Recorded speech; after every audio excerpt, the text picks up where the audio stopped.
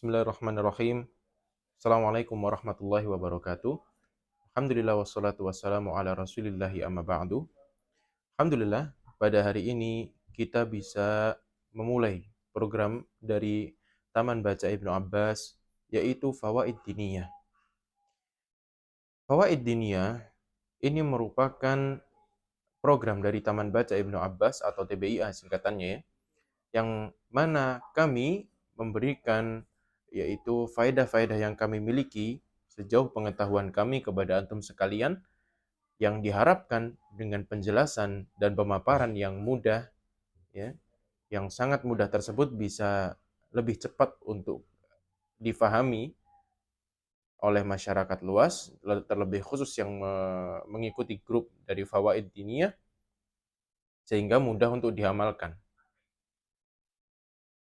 Dan tidak lupa kami sampaikan pula jazakumullah khairan bagi yang berkenan untuk mengikuti program kami, dan semoga antum sekalian dapat mengikuti dan dapat mengambil faedah dari apa-apa yang kami sampaikan.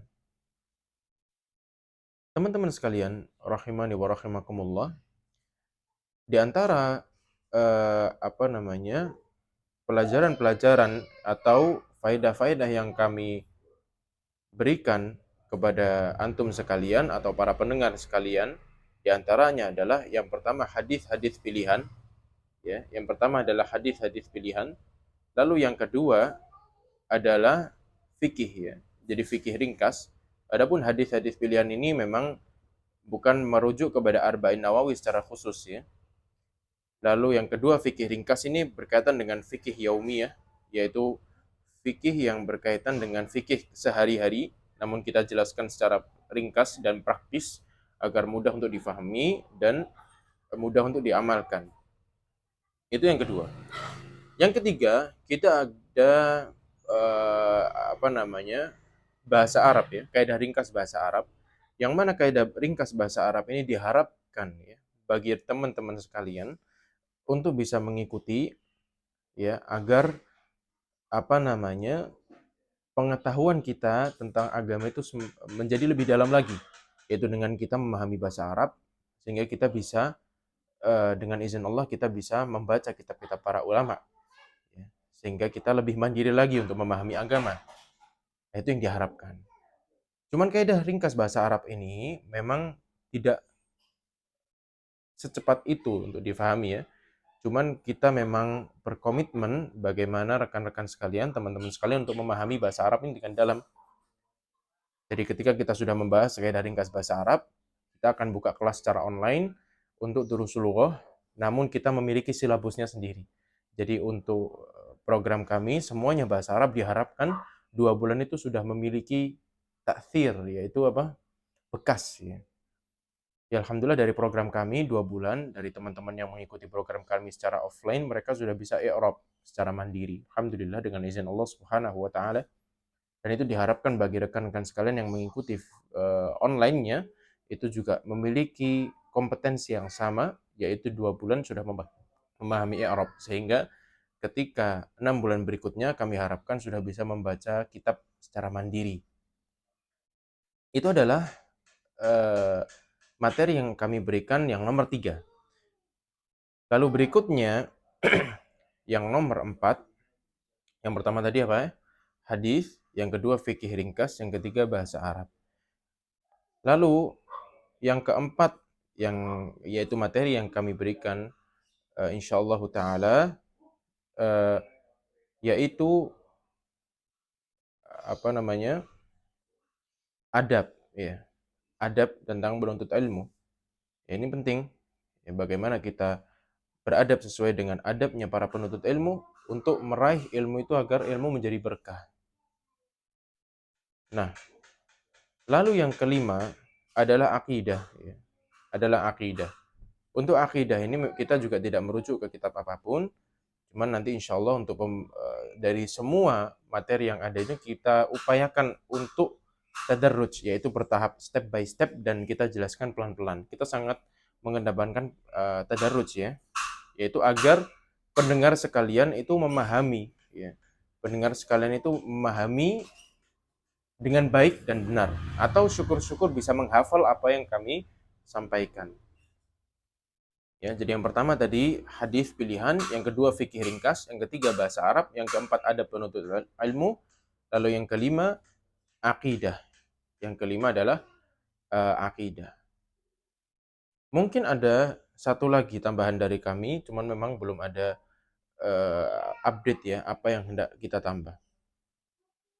Di antara 6 materi tersebut, kita berupaya untuk menyampaikannya secara lisan dan secara tertulis, yaitu menggunakan papan tulis, agar para jamaah sekalian bisa menulis kembali apa yang kita tulis. Itu harapan dari kami.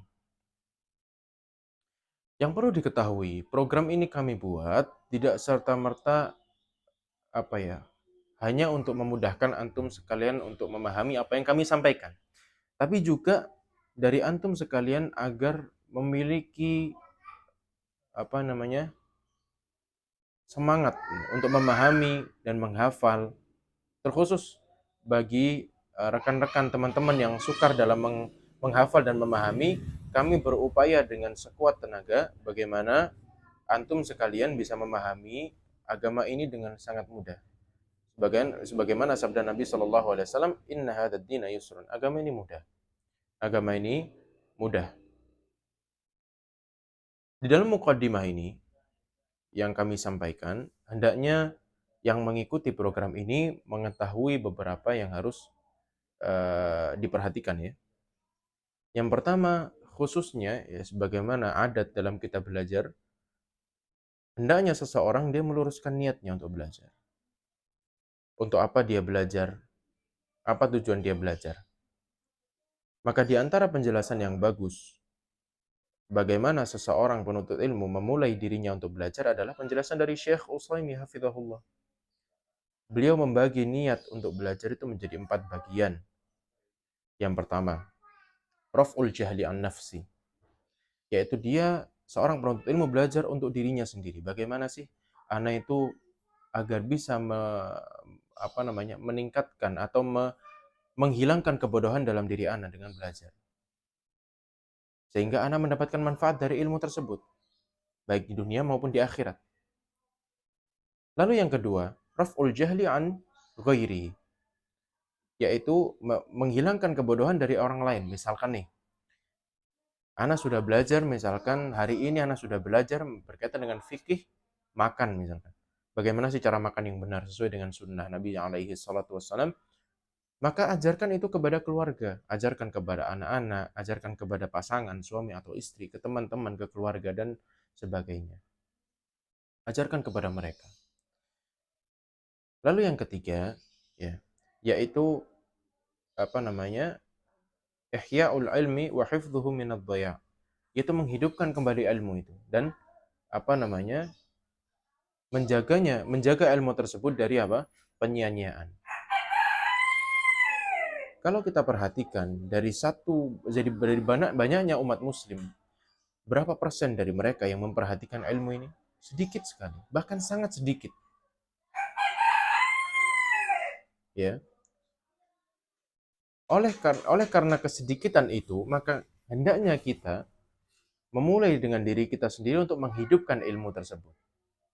Untuk mempelajarinya, mensyiarkannya, mendakwahkannya dengan rekan-rekan kita, di orang-orang di sekitar kita. Kita memulai dengan kebaikan tersebut.